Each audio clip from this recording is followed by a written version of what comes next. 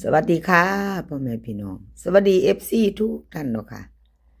บ่ว่าจะเป็น FC เก่า FC ใหม่เนาะค่ะที่เข้ามาติดตามรับชมรับฟังทางช่องของเจตาพารวยเนาะค่ะ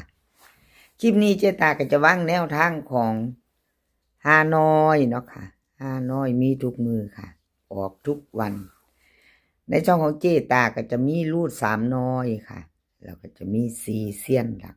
4เซียนเนาะค่ะในช่องเจตาจะมีเจตาพารวยอสมใจแนวทางพ่อเก่งแล้วก็เจปากแดงค่ะมี4เซียนเสียงเว้นตาบ่ชัดปานใดเด้อพี่น้องนอนตื่นขึ้นใหม่เสียงอาจจะบ่ใสเนาะค่ะขอโทษขออภัยเจตาพารวยค่ะเมื่อวานนี้วันที่29เนาะของเจตาเข้าไปรอบเดียวค่ะ1รอบพิเศษ805 3ตัวบน999ล่างเนาะค่ะของเจตาเข้าไป50ค่ะตัวเน้นตัวเจาะแต่5น้อยออก0หาเนาะออกตัวกลับค่ะเข้าตัวกลับของเจตาพารวยเนาะค่ะรูด3น้อยของเจตาจะมีรอบพิเศษ5 โมงครึ่งรอบปกติ6 โมงครึ่งรอบ VIP 1 ทุ่มครึ่งค่ะรูด3น้อยช่องเจตามี3รอบเนาะค่ะเป็นกล้องเอียงๆเนาะพี่น้องขยับจักน้อยขออภัยหลายๆมามันตุ่งแล้วมาไปไม่มือนี้ค่ะกับเจตาพารวยวันที่30รูด3น้อยค่ะแรงๆเนาะค่ะรูด3น้อยของเจตาพารวยค่ะจะมีอยู่วิ่งรูด7กับ6ค่ะ7กับ6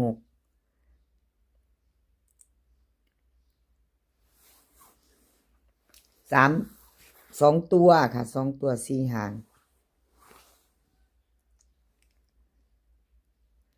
2ตัว4หาง79 78 64 65เบิ้ลค่ะ77หางเดียว3ตัว2หางค่ะ6 7 9 6 6 5วิ่งรูดเจตาเด่นทอกันค่ะ7กับ6 2ตัวเน้น2หางค่ะ79กับ65 3ตัวเน้นหางเดียวค่ะเจตาให้หางเดียว6 7 9ค่ะฮานอยใครจะไปต่อกับเจตาแคปหน้าจอค่ะแคปหน้าจอวัยรุ่นมือแรง3น้อยเนาะค่ะเลขทุกตัวเอามาวางเพื่อเป็นแนวทางโปรดใช้วิจารณญาณในการรับชมเป็นอย่างสูงค่ะ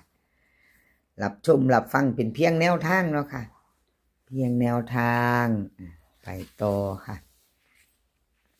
แนวทางพ่อเก่งแนวทางพ่อเก่งหลุดไปครับพี่น้องหมู่บ้านนี่กราบขอโทษขออภัย FC แทนแนวทางพ่อเก่งเนาะค่ะแนวทางเพิ่นหลุดไปหลุด3น้อยเนาะบ่เข้าบ่เดินวันที่29หลุด3น้อยไม่มาเนาะค่ะขออภัยแทนแนวทางพ่อเก่งค่ะมาไปใหม่มื้อนี้ค่ะพี่น้องไปใหม่ไปต่อแนวทางพ่อเก่งรูด3น้อยค่ะกราบขอบุญขอบคุณพ่อเก่งหลายๆเด้อค่ะที่ให้แนวทางมาวางทางช่องของเจตาเนาะกราบขอบพระคุณเป็นอย่างสูงค่ะ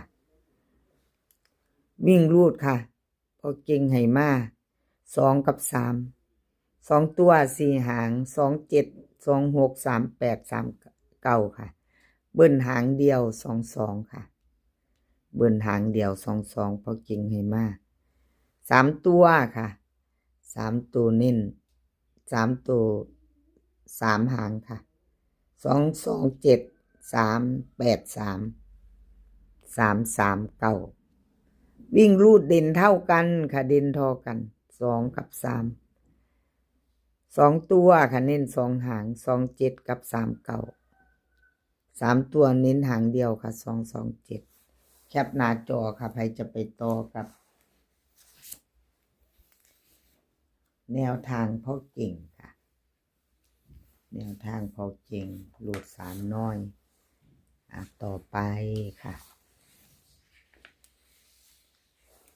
จีปากแดงวันที่29นะครับประวัติของเพิ่นรูดสามน้อยก็รูดไปเนาะพี่น้องขอโทษขออภัยแทนจีปากแดงเนาะเมื่อวานนี้รูดไปค่ะน้อยเพิ่นบ่เข้าจักรอบรูดคือรูดเนาะค่ะพี่น้องขออภัยแทนเพิ่นหลายๆเข้าไปตะวิ่งรูดเนาะ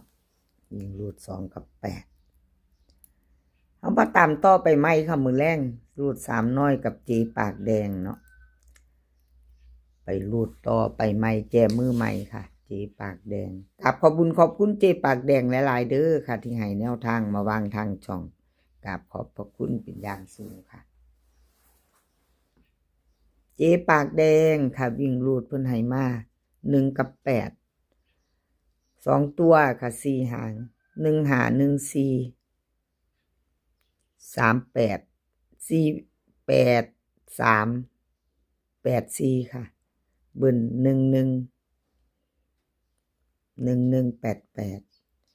3 ตัว3 หางค่ะ1 8 3 8 1 5 1 1 4วิ่งรูดเจ๊ปากแดงให้ท่อกันเด้อค่ะวงกลม1 กับ 8ค่ะสายวิ่งสายรูด15ค่ะเน้น1 5กับ8 3ค่ะ2 หางเพิ่นเน้นให้3 ตัวค่ะ3 ตัว8 1 5หางเดียวค่ะ3 ตัวเพิ่นเน้นให้หางเดียวแคปหน้าจอค่ะใครจะไปต่อกับเจปากแดงเนาะวินงวดบางเที่ยกะติดกันเนาะค่ะของแนวทางของเจปากแดงเนาะบางเที่ยกะเข้าไปรอบ2 รอบเนาะบ่มีหยังแน่นอนเนาะค่ะพี่น้องเป็นเพียงแนวทางเนาะหลุดไปก็กราบขอโทษขออภัยกราบขอบคุณ FC ที่เข้ามาคอมเมนต์ที่เข้ามาเป็นกำลังใจให้เจตาทั้งช่องน้อยๆเนาะค่ะมารับชมรับฟังมากดไลค์กดแชร์ให้กราบขอบพระคุณเป็นอย่างสูงค่ะแคปหน้าจอแล้วไปต่อค่ะไปต่อฮานอยวันที่29สมใจลุดเข้าไปค่ะรูด3 น้อยลุดค่ะสมใจเนาะขอโทษขออภัยแทนสมใจค่ะ FC ที่เขามารับชมรับฟังเนาะ3 รอบบอกเขาจักรอบเนาะพี่น้องเป็นเพียงแนวทางมีเขามีรุดเนาะค่ะกับขอโทษขออภัยหลายๆสมใจค่ะมาไปใหม่มือนี่หลุด3 น้อยกับเพิ่น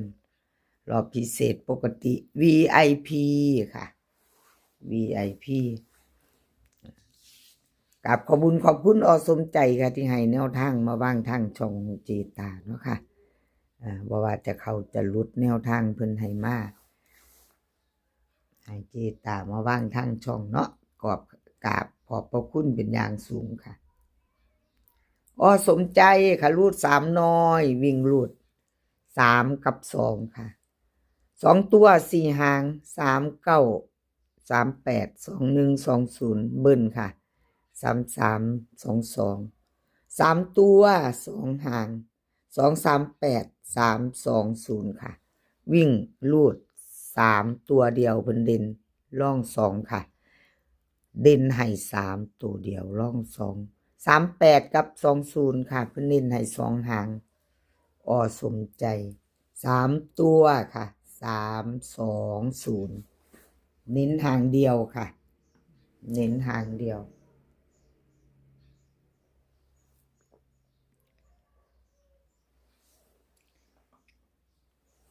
แคปหน้าจอค่ะใครจะไปต่อกับสมใจมือแรงหลุด3 น้อยเนาะค่ะ5 น้อยมีทุกวันออกทุกวันค่ะ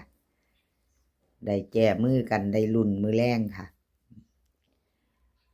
สมใจคลิปนี้ขอให้พี่น้องโชคดีค่ะขอให้โชคดีกับรูด3 น้อยมือแรงค่ะให้โชคดีกันทุกคน มื้อนี้ขอให้มีความสุขขอให้สุขภาพร่างกายแข็งแรงกันทุกคนค่ะ เดินทางไปไสก็ขอให้ปลอดภัย เดินทางไปขอให้มีโชคกลับมาขอให้มีชัยคลิปหน้าพ้อกันใหม่ค่ะ คลิปนี้ก็สวัสดีค่ะ